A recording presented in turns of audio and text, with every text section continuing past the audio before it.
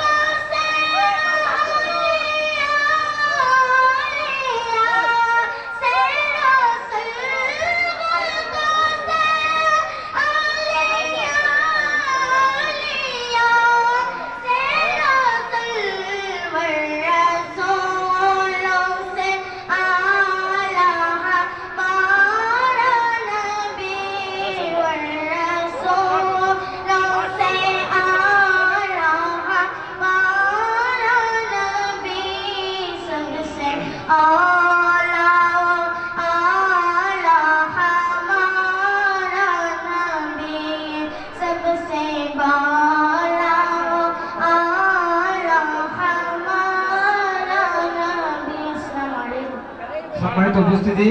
এখন আপনাদের মাঝে মূল্যবান তাকরীর পেশ করবেন